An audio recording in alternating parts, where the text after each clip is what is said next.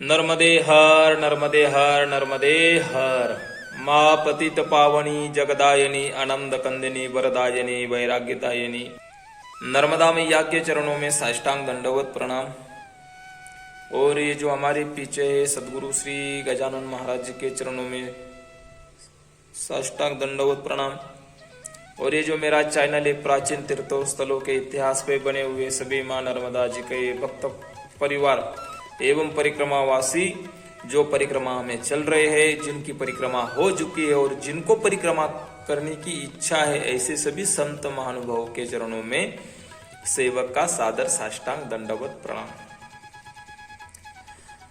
मुझे बहुत सारे कमेंट में ये पूछा गया है कि महाराज जी हमें 3 साल की परिक्रमा के बारे में जानकारी दीजिए। इसी के लिए मैं वीडियो बना रहा हूँ। तो माँ नर्मदा जी की जो परिक्रमा है उस परिक्रमा के कुछ प्रकार बताए गए हैं। उसमें से कुछ 7 प्रकार बताए गए हैं। उसी में से एक प्रकार आता है जो 3 साल 3 महीने 13 दिन की जो परिक्रमा रहते हैं, उसी के बारे में मैं आपको जानकारी देने वाला हूँ। सामान्य परिक्रमा रहती है, मनोती परिक्रमा रहती है, साधु परिक्रमा रहती है, दंडवत परिक्रमा रहती है, हनुमान परिक्रमा रहती है, खंड परिक्रमा रहती है। मैया जी के परिक्रमा के 7 प्रकार रहते हैं। उसमें से ये जो 3 साल वाली परिक्रमा है, मतलब सिर्फ 3 साल नहीं तो 3 साल 3 महीने 13 दिन की ये परिक्रमा रहती है। इसमें आपको क्या करना है, कैसे क्या करना है, इसी के बारे में मैं आपको जानकारी देने वाला हूँ। आज की ये भाग दौड़ भरी जिंदगी में जो हम परिक्रमा कर रहे हैं उसे सामान्य परिक्रमा कहते हैं। वो सामान्य परिक्रमा होती है ऐसी है कि हम कुछ दिनों के लिए उसको संकल्प लेके पूरी करने की कोशिश करते हैं, और खुद के दम पे जब कोशिश करते हैं तो हमें गाड़ी में बैठ के जाना ही पड़ता है। तो ये तो सामान्य परिक्रमा हमारे जीवन में कुछ बदलाव नहीं लाएगी, खाली हमारे जीवन में घाटा कराएगी। भाग दौड़ भरी जिंदगी में परिक्रमा करोगे, घर आके बीमार गिरोगे, बीमार गिरने के बाद फिर डॉक्टर के पास जाओगे, फिर घर वाले बोलेंगे क्या जाने की जरूरत थी परिक्रमा में गए और खर्चा करने के लिए डॉक्टर के पास चले गए, तो ये परिक्रमा किस काम की है। अगर ऐसा होगा तो ये परिक्रमा आपके जीवन में लाभ लाएगी कि हानि करेगी? हानि ही करेगी। इसलिए सामान्य परिक्रमा भी करते समय आपको कुछ संकल्प करते भी है कुछ परिक्रमावासी, और कुछ नहीं भी करते हैं। ये सामान्य परिक्रमा गृहस्थों के लिए अभी होती है, जैसे कि कोई सर्विस में है, किसी कंपनी में काम करता है, किसी जगह पे वो काम करता है, तो वो आप कोई संकल्प लेते हैं 70 दिनों की परिक्रमा करेंगे, कोई 90 दिनों की करते हैं, कोई 120 दिन के करते हैं। मतलब कि ये सब परिक्रमा के लिए भाग दौड़ भरी रहती है। लेकिन परिक्रमा है क्या, अगर इसके बारे में पता नहीं पड़ेगा तो ये आपकी परिक्रमा नहीं होगी, ये परिभ्रमण हो जाएगा, जो जीवन में तो ना कुछ बदलाव लाएगा और ना कुछ, सिर्फ खाली पीले आप घूम के फिर घर आ जाओगे। ये सामान्य परिक्रमा में भी मैया के किनारे कुछ अद्भुत देवस्थान है, जहाँ पे तीर्थ है, मैया के किनारे भी है, कुछ मैया को किनारे को छोड़ के अंदर तक भी है, वहां पे भी आपको जाके दर्शन करना चाहिए। तो इस सब चीजों के लिए आपके पास समय होना चाहिए, पर्याप्त समय होता है, तो पर्याप्त समय में आप जाके उनका दर्शन कर सकते हो। इसलिए माँ नर्मदा जी के परिक्रमा में ये बड़ी परिक्रमा है, जिसे कहते हैं साधु परिक्रमा। साधु परिक्रमा, ये साधु परिक्रमा है, उसी को ही 3 साल 3 महीने 13 दिन की परिक्रमा है, उसी का ही नाम है साधु परिक्रमा। ये परिक्रमा ज्यादातर साधु करते हैं, साधु संत महंत करते हैं, जिन्होंने इस सब संसार का त्याग कर दिया है, घर गृहस्थी सब छोड़ दिया है और सिर्फ भगवत आश्रय जिन्होंने लिया है, ये बड़ी परिक्रमा वही करते हैं। जिनके जीवन में सिर्फ भगवान ही है, भगवान ही है, साधना ही साधना है, साधना के पथ पे जो चले हैं वही ये बड़ी परिक्रमा करते हैं। और इसी परिक्रमा में, बड़ी परिक्रमा में आपको कितना चलना पड़ता है, दिन में आप ज्यादा नहीं चल सकते, ध्यान रखिए। कम से कम 4-5 किलोमीटर आपको चलना है। 4-5 किलोमीटर पे आपको फिर आगे जाके रुकना है। तो रुकने के बाद अगर किसी आश्रम में रुकते हो तो वहां पे आपको सेवा देनी है, उसको सेवा देनी है आश्रम में। आश्रम में सेवा देने के बाद आप खुद की जो कुछ साधना है वो साधना भी आपको करना है। वो साधना करके आश्रम में रुक के, कुछ आश्रम में जो कोई मां नर्मदा जी के परिक्रमावासी है, कौन से वाले जो सामान्य परिक्रमा कर रहे हैं, जिनकी कुछ दिनों की परिक्रमा है, 3 महीने की, 4 महीने की, 5 महीने की, किसी की 6 महीने की, इन सब जो परिक्रमावासी आते हैं तो उनकी सेवा करते समय आपको उनका भी सेवे का मूल्य भी मैया जी के पास से मिलता है।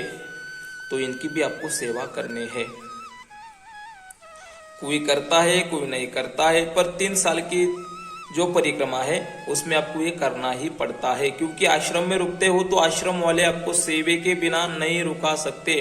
घर में भी आपको कोई फुकट में संभालता नहीं है, कुछ ना कुछ काम करना पड़ता है। दमड़ी लाओ नहीं तो चमड़ी उतार देंगे, खाना भी नहीं देंगे, ऐसा घर में भी होता है। तो ये क्या है, तो परिक्रमा में आप साधुओं के जो रहते, संतों के, या तो आपको वहां पे भी कुछ ना कुछ सेवा करनी पड़ते हैं।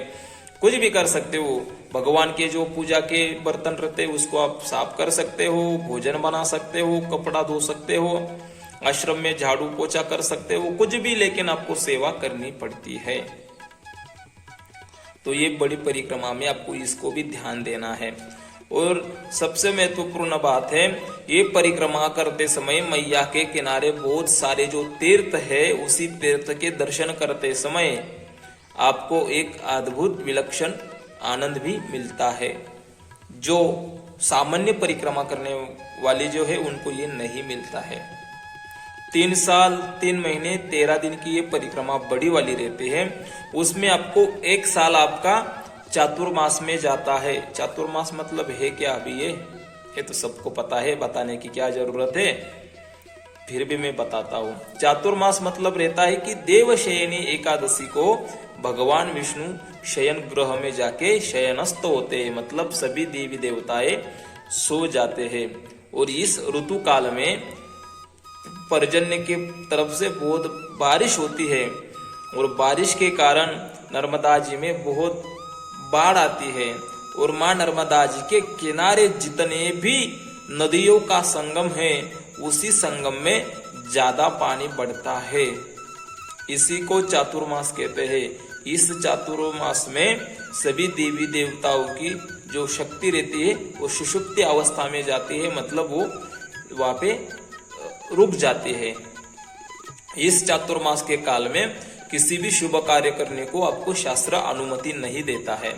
तो उसी चातुर्मास में आप एक जगह पे रह के आपकी खुद की साधना एवं आश्रम की सेवा और ये आप सब चीजें कर सकते हो।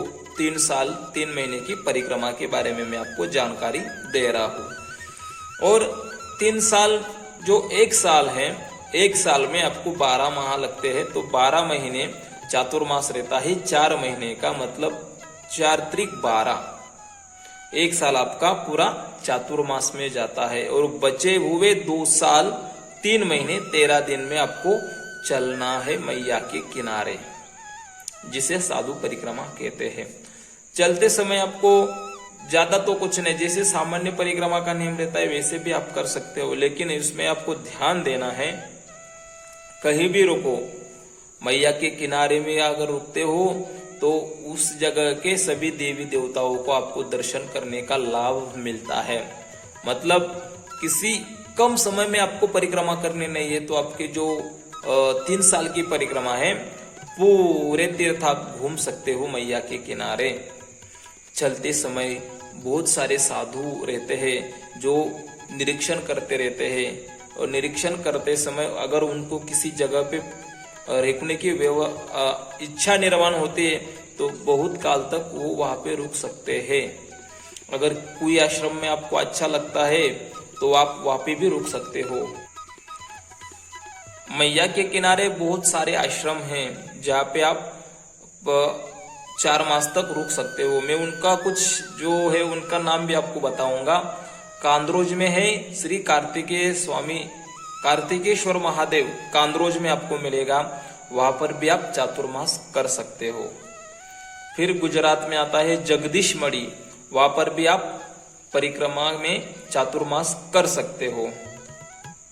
मतलब ये जो 2-3 आश्रमों के नाम मैंने बताया है उसमें आप चातुर्मास कर सकते हो। और आपको क्या करना है, 1 साल में तो 3 चातुर्मास करने, तो 2 तो मैंने बता ही दिया है।